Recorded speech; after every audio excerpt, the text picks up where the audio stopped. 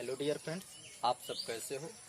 आज के इस वीडियो में हम लेकर आए हैं, चर्चा करने वाले हैं कि बहुल आवेशों के बीच लगने वाले बल, यानी चैप्टर नंबर 1 जो है कूलाम का नियम हमने पढ़ा और कूलाम के नियमों के सदिश स्वरूप पढ़े। लेकिन तीसरा टॉपिक हमारा क्या है, बहुल आवेशों के बीच बल, यानी बहुल आवेशों के बीच लगने वाले बल तथा अध्यारोपण के सिद्धांत, यानी force between multiple charges and the principle of superposition theorem, यानी force between multiple charges and the principle of superposition theorem की अध्यारोपण के सिद्धांत से हम बहुल आवेशों के बीच लगने वाले बल की कल्पना करते हैं। देखो, कुछ साइंटिस्ट, अध्यारोपण एक साइंटिस्ट थे जिन्होंने अपना सर्वप्रथम नियम जिन्होंने अपना पूर्णतः नियम ऑप्टिक्स में दिया था, ऑप्टिक्स प्रकाशिकी में दिया था, प्रकाशिकी में तरंग संचरण के रूप में नियम दिया था। जैसे हम आप लोगों को एक टॉपिक पढ़ाएंगे, उस टॉपिक का नाम होगा हाइगेंस थ्योरी, और हाइगेंस एक साइंटिस्ट हॉलैंड का होगा, उसके बारे में बताएंगे। उसके साथ मैक्सवेल, प्लांक क्वांटा और अध्यारोपण और आइंस्टीन के बारे में बात करेंगे, लुईस विक्टर दी ब्रागली के भी बारे में बात करेंगे। जब अगला बुक आएगा तब उसमें बात करें, लेकिन हम यहाँ पर बात करते हैं कि अध्यारोपण के सिद्धांत से होता क्या है, इन्होंने निकाला क्या था। कूलाम ने तो सीधा नियम दे दिया कि चार्ज था, आवेश था, आवेशों के मध्य बल लगता है। अगर एक आवेश अधिक है तो दूसरा का आवेश कम है, तो जिसका मान अधिक है वो उस पर अधिक बल लगाएगा। लेकिन ऐसा कंडीशन एक और होता है कि दोनों आवेशों का अगर बल बराबर है तो समान बल लगाएगा और दोनों में कोई परिवर्तन नहीं होगा। अगर उनके बीच की दूरी यदि बढ़ा दी जाती है तो कम बल लगता है, दूरी कम कर दी जाती है तो दोनों आवेशों के बीच अधिक बल लगता है। ऐसा कंडीशन कूलाम ने बताए थे। लेकिन अध्यारोपण ने क्या कहे थे कि सपोज दैट, तुम कल्पना कर लो, हम कल्पना कर लेते हैं कि यह कोई निकाय है, ऐसे कल्पना कर लिया इन्होंने, ऐसे कल्पना कर लिए कि यह कोई निकाय अथवा समुदाय है या कोई पिंड है। इस पिंड पर उपस्थित आवेश क्या है बाबू, पहले के पर Q1 है, यानी यहाँ पर बहुत से आवेश है, Q1 Q2 Q3 dot Qn आवेश है। ये निकाय है, कोई समुदाय है, इस समुदाय पर उपस्थित आवेश Q1 Q2 Q3 dot Qn है। तो हमने मान लिया कि यहाँ पर उपस्थित आवेश क्या है, Q1, और यहाँ पर उपस्थित आवेश है क्या है, Q2, और यहाँ पर उपस्थित आवेश क्या है, Q3, और यहाँ पर उपस्थित आवेश क्या है, Q4 है।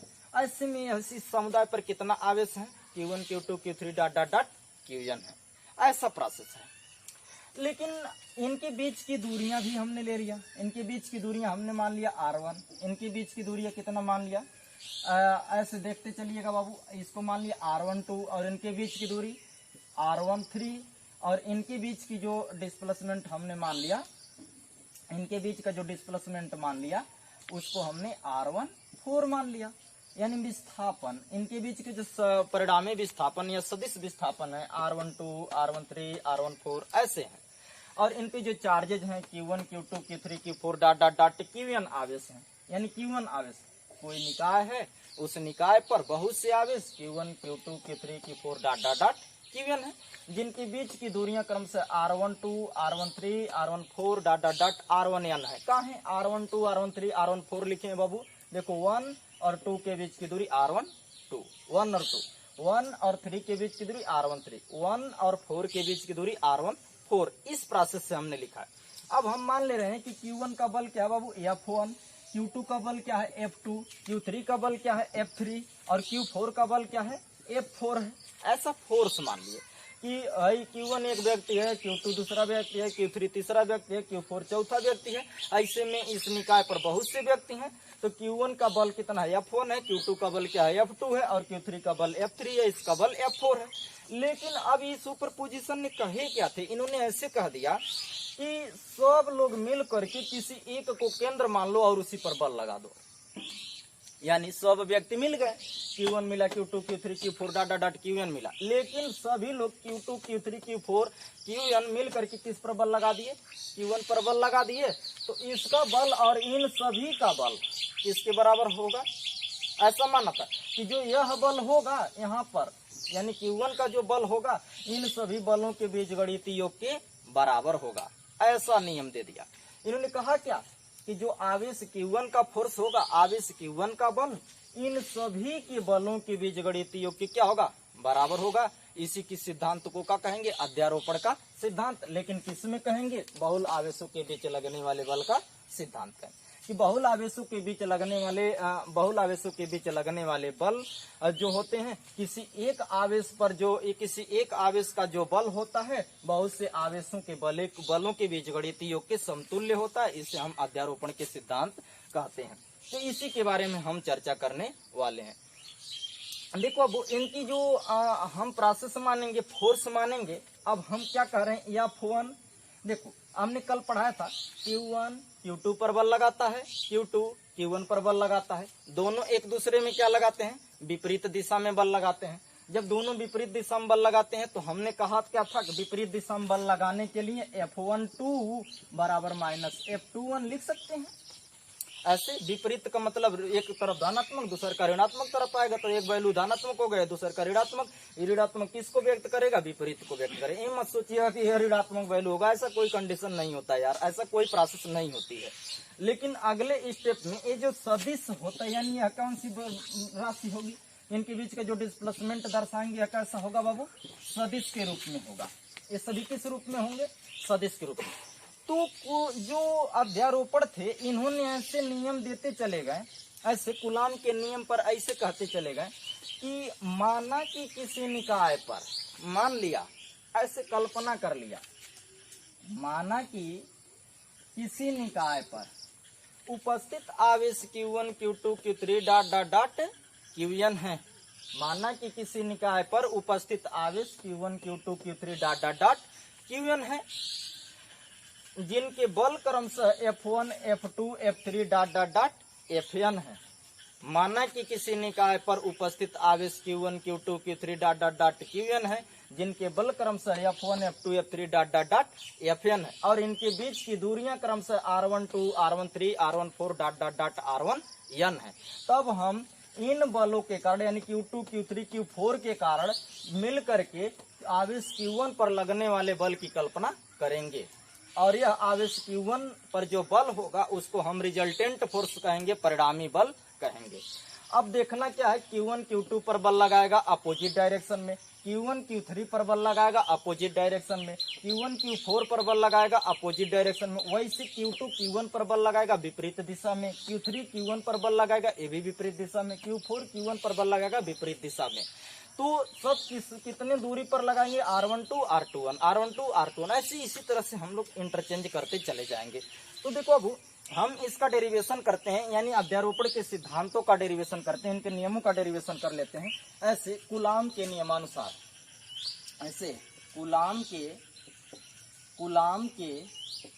नियमानुसार केवल हम डेरिवेशन की बात कर रहे हैं। थ्योरी आप लोग जो बोले हैं उससे आप लोग ज्यूम करके या रिवर्स करके आप लोग देख सकते हैं, यानी लिख सकते हैं। थ्योरी की बात करते हैं। कूलाम के नियमानुसार कूलाम ने कहे क्या थे, इनका नियम क्या था या इनका समीकरण क्या था, F बराबर 1/4 पाई इप्सिलॉन 0 Q1 Q2 बटे R स्क्वायर। इस प्रकार समीकरण था। इसको इक्वेशन नंबर हम कितना मान लेते हैं, फर्स्ट मान लेते हैं। ये तो हमारा समीकरण था कि F इक्वल 1/4 पाई इप्सिलॉन 0 Q1 Q2 अपन R स्क्वायर के, इसका समीकरण था बाबू कूलाम के नियमानुसार इनके समीकरण से। ठीक इसी प्रकार की बात करते हैं कि ठीक इसी प्रकार ऐसे लिखते हैं, ठीक इसी प्रकार से बात करते हैं कि F12 बराबर 1/4 पाई इप्सिलॉन 0 Q1 Q2 बटे R12 का होल स्क्वायर। समीकरण नंबर कितना मान लेंगे, 2। अब सोच रहे होंगे कि F12 कहाँ होगा। देखो इसका बल क्या है, F1 है, और दूसर के आवेश का बल क्या है बाबू, F2 है। तो 2 किस पर बल लगा रहा है, 1 पर, तो इसलिए लिखेंगे F12, और इधर क्या लिख देंगे, यह जब इस पर बल लगाएगा तो F21। वैसे Q3 किस पर बल लगाएगा बाबू, Q3 वाला बल क्या है, F3 है। F3 किस पर बल लगाएगा, 1 पर, तो एक बार क्या हो जाएगा F1 3 हो जाएगा, एक बार क्या हो जाएगा F1 4 हो जाएगा। इसे भाई 4 वाला बल लगाएगा 1 पर तो F1 4 हो जाएगा, 3 वाला बल लगाएगा कि F1 3 हो जाएगा। ऐसे में बहुत से आवेश आएंगे तो F1 पर बल लगाएंगे, कितना आवेश आ सकते हैं, N, F1 N बल हो जाएगा। जब ऐसा होगा तब यहाँ पे ऐसे समीकरण लिख देते हैं कि इनके बीच की दूरियां R12, इनके बीच की दूरियां R13, इनके बीच की दूरियां क्या हो जाएगा, R14 हो जाएंगे। तो देखो ऐसे तथा चुप्पी लगाते चल रहे हैं कि देखना इसमें ए वेक्टर लगाते चलिएगा क्योंकि सदिश है। ऐसे F13 इक्वल 1/4 पाई इप्सिलॉन 0 और Q1 और Q3 के बीच बल लगा रहा है बाबू। देखो उसमें Q1 Q2 के बीच बल लग रहा था, हे करे हमें बल लगत रहा है, अब हे करे में बल लगाता।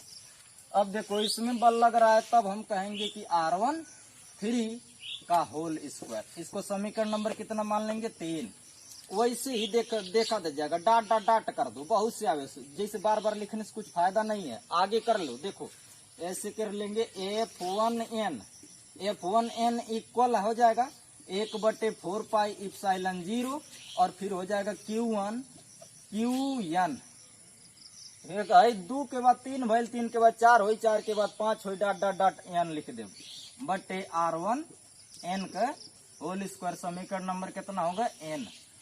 अब लिख देंगे सभी समीकरणों का योग करने पर, ऐसे लिखेंगे सभी, ऐसे लिखेंगे सभी समीकरणों को जोड़ने पर, सभी समीकरणों को जोड़ने पर सब समीकरण के जोड़ दो। जब सब समीकरण जुटेगा तो क्या मिलेगा, F1 सबका परिणामी बल। देखा हेकर हेकर हेकर सब मिल के बल के पर लगाओ तो हेकरे परे, तो एकर बल कितना रहा है, F1। तो यही से लिखल जाये F1 के बराबर के लिखल जाये F12 के प्लस F13 के plus F14 plus dot dot dot के लिखल जाये F1N के लिखल जाये। ओकरे बाद देखल जा, ओकरे बाद से बात कर रहे हैं कि F1 बराबर F12 F13 F14 dot dot dot F1N।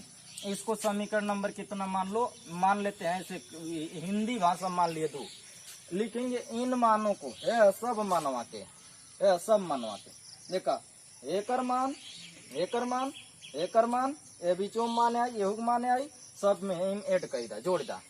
लिखेंगे इन सभी मानों को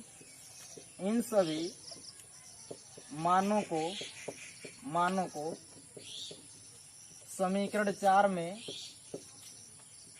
समीकरण 2 है, समीकरण 2 में रखने पर समीकरण 2 में रखने पर, तो समीकरण 2 में जब रखेंगे तो अब देखो बाबू है F1 हो गए, देखा ए है F1 हो गए, F1 बराबर हो गए, बराबर और करे बाद से F12 है, देखा F12 का मान कितना है, 1/4 पाई इप्सिलॉन 0 Q1 Q2 बटे एकरे बीच का दूरी कितना है, R12 का होल स्क्वायर है, प्लस ओकरे बाद देखा F13 आ गए, F13 का मान कितना हो गए, हेर ना मिटा देते है। देखा थोड़ा समझे खरतीन तुहन पचन समझ जाएगा आराम से। देखो तो F13 का मान कितना है, F13 का मान है देवा, देखा 1/4 पाई इप्सिलॉन 0 Q1 Q3 बटे R13 के होल स्क्वायर। अब प्लस ऐसे आगे कर दो। देखो F14 लिखती का फालतू लिखें, देखो आगे चलो तो आगे कर रहे हैं, प्लस लास्ट में हमने कितना लिखा F1N, तो F1N का वैल्यू कितना है यहाँ पे 1/4 पाई इप्सिलॉन 0 Q1 QN बटे R1N के होल स्क्वायर। सब पे वेक्टर लगाओ, चले सब पे वेक्टर हो जाएगा। अब देखना क्या है कि 1/4 पाई इप्सिलॉन 0 1/4 पाई इप्सिलॉन 1/4 पाई इप्सिलॉन बाहर कैला एक कॉमन, तो F बराबर कितना होगा 1/4 पाई इप्सिलॉन 0 का हो गया बाहर। अब देखो जब बाहर हो गया, हमें देखा Q1 के भी बाहर कैला, ऐसे Q1 के भी बाहर। अब बचल कौन सी है Q2, अब बटे फिर नीचे कितना बचा था R12 का होल स्क्वायर बचा था, अब प्लस Q3 बटे R13 का होल स्क्वायर, यही बच रहा Q3 और एन ना बचता।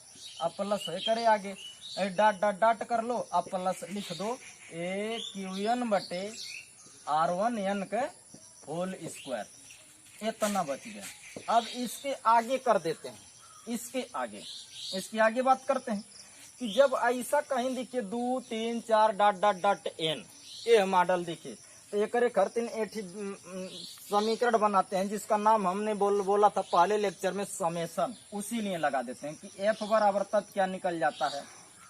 देखो अब इसमें मिल जाता है कि F1 बराबर Q1 बटे 4 पाई इप्सिलॉन 0, सभी के बीच गणितीय योग को कौन दर्शाता है, ए है समेशन दर्शा दे। एक समेशन अथवा सिग्मा कहते हैं, ये बड़ा लेटर का सिग्मा है या समेशन, इंग्लिश में समेशन, हिंदी में सिग्मा कहते हैं। समेशन ऑफ आई बराबर कहाँ से बा बाबू, 2 से कहाँ तक बा, n तक लिखिया। आई बराबर n कौन बा, Q बटे R1। देखो 2 के जगह ही खाली का लिखेगा, 2 के जगह ही कितना लिखेगा, आई, 2 के जगह ही का लिख दिया, आई, आय कर का कह दिया होल स्क्वायर। अब कहेंगे इस समीकरण को, ऐसे लिखेंगे इस समीकरण को अध्यारोपण के बहुल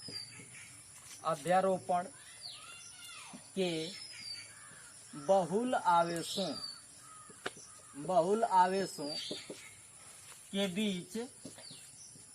के बीच लगने वाले बल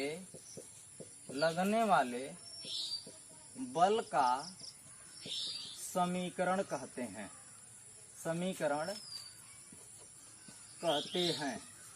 इस समीकरण को क्या कहते हैं बाबू, इस समीकरण को अध्यारोपण के बहुल आवेशों के बीच लगने वाले बल का समीकरण कहते हैं।